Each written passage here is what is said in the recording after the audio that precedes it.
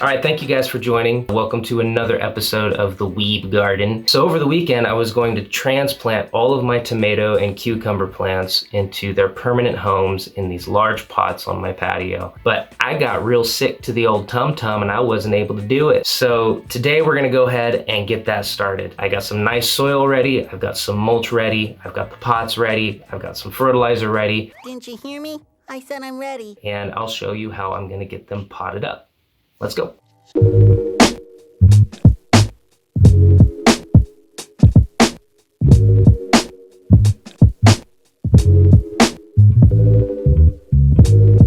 So starting with the tomatoes, I'm using a 12-gallon container and I'm using a 1-gallon water jug to create a water reserve. And I'm cutting slits into it for water to drain into the soil and for roots to grow into the bottle. The bottle's big enough to where the cap will stick out of the soil, making it easy to refill with water. Then I start adding my container mix. You could use any mix you want, or you can make your own. Making your own mix is cheaper and gives you a little bit more control over the ingredients, but I found that for what I'm doing, it wouldn't really save me more than around 15 bucks, but would take up a ton of time to make. So this mix is just from a local nursery, and it has peat moss, wood shavings, worm castings, and chicken manure. I'm gonna fill this up to just about halfway and add a couple tablespoons of garden lime to add calcium to the mix. Tomatoes grow really well in acidic soil, and the extra calcium helps to prevent blossom end rot, a disease that rots away at the end of the fruit. You can also use fish emulsion or blood meal, but I personally don't care for the smell of those things. I gently sprinkle it over the surface of the soil, and then I use my hands to mix it in.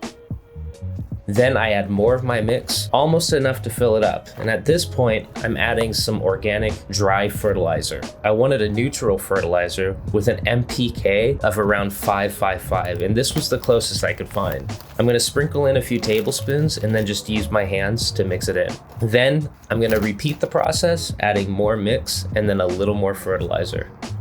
And now I'm ready to plant the tomato.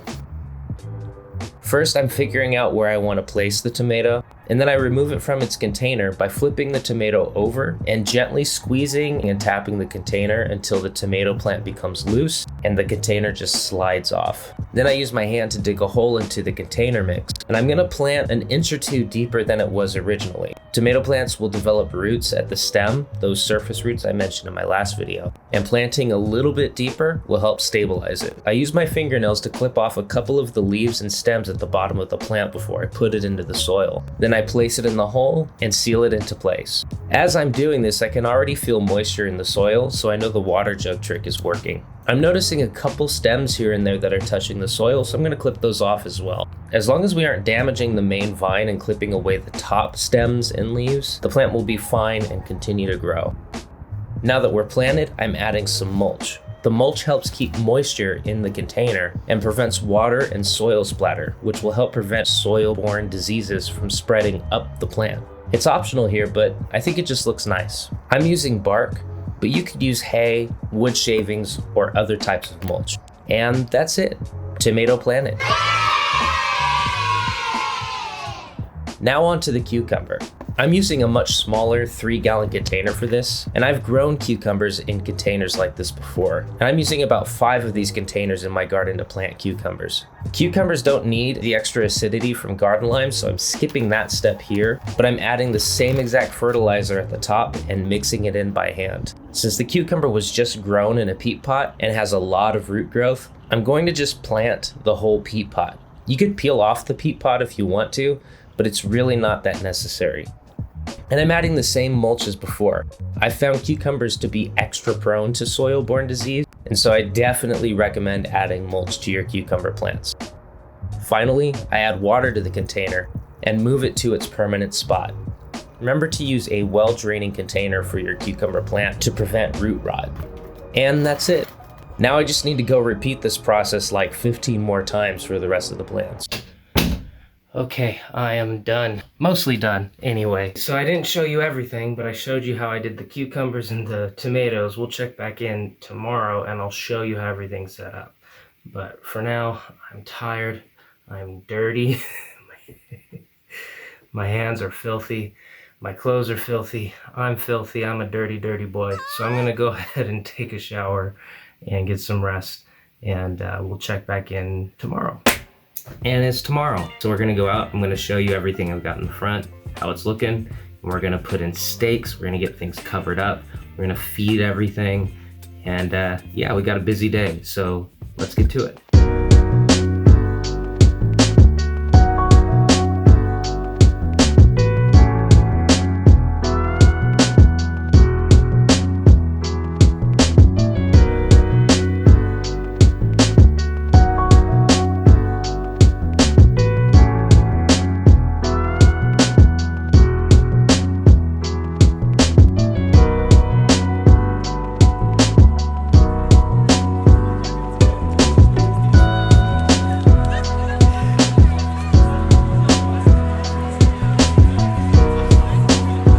All right, so one of the first things I noticed is that some of my cucumber plants have been attacked by snails. I'm checking under the leaves, but you could see the little trails on the leaves. You could see the holes where they've kind of chewed up. You could even see trail on the bark. So a few of these have been attacked by snails. So I'm gonna take a couple of measures today to try and mitigate the problem.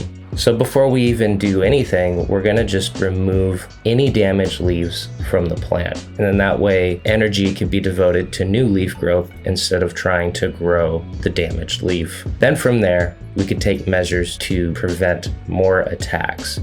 So to do this, I'm going to take some copper tape and create a hoop of copper around the plant. And the reason I'm doing this is because snails typically don't care too much for copper. They don't really like to crawl on it, and it's kind of a deterrent. I do have some sluggo and some bug dust coming. I don't have it yet, but I will be applying that on a different day. So for right now, I've got my copper tape. I'm gonna create a little hoop and get that hoop around the plants to hopefully prevent more damage or as much damage the next day. Now that that's done, I need to add cages and stakes for the tomatoes and stakes for the cucumber plants. Now for caging, there's a couple things that you could do. The first thing, and probably the most obvious thing, is using a traditional tomato cage. To do this, you just take the cage and you place it into the container so that the tomato is right in the center of the cage. As time goes on and the plant gets bigger, you can use Velcro or twine to secure the plant to the cage. But for right now, the plant is small enough, we really don't have to worry too much about that. The other option that you have is to use something like bamboo to create the cage. And so to do this, we're gonna take a stake and place it in the middle of the container near the tomato plants. And then we're going to take 3 more and place them in sort of a triangular position. Once they're in place and they're secure, all we need to do is tie off the tops using some twine. You could use twine, you could use large twist ties or anything like that, and it will work just fine. You can also make rows that the various leaves and vines from the tomato plant can rest on, and I'll show that in another video down the road. We also need to add stakes for the cucumber. Now I have a trellis, which I'll get into in a little bit, for the cucumbers.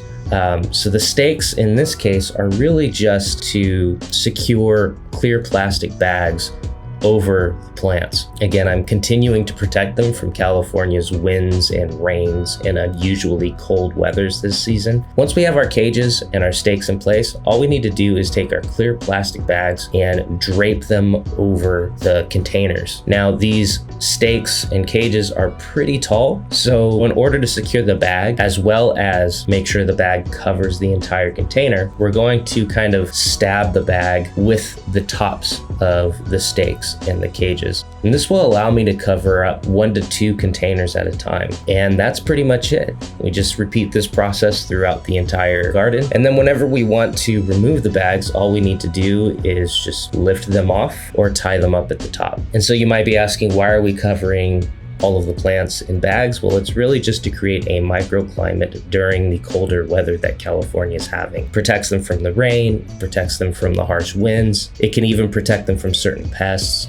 So using these bags right now during this time of year is actually pretty beneficial for these plants. We're gonna go ahead and do this and allow these bags to drape over the plants every day while the weather is either too cold, too windy, or too rainy.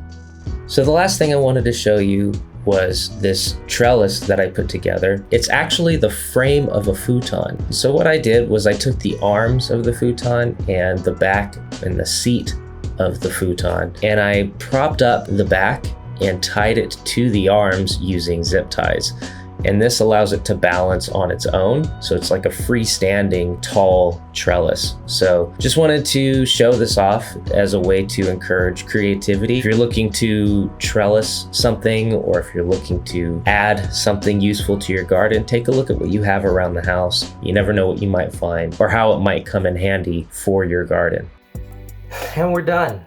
That was a really busy day. We got a lot done though. Everything is planted. We put stakes in, we made cages, covered them in bags. I showed you the futon trellis that I built. Hopefully that gives you some ideas for things that you could use around the house to build your own trellises. Watered everything, fed everything, and yeah, it was a busy day. I appreciate you joining me. If you enjoyed the video, if you learned something, be sure to like, comment, let me know what you thought. In the next couple of videos, I will be talking about my peppers.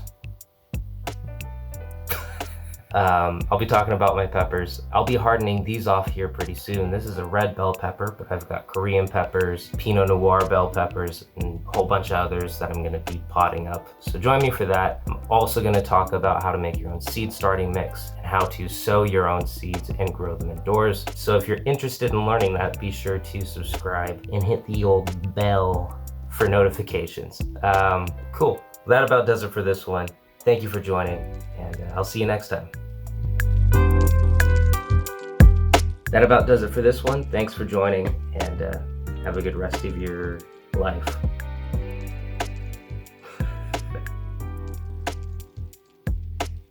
That about does it for this one. Done.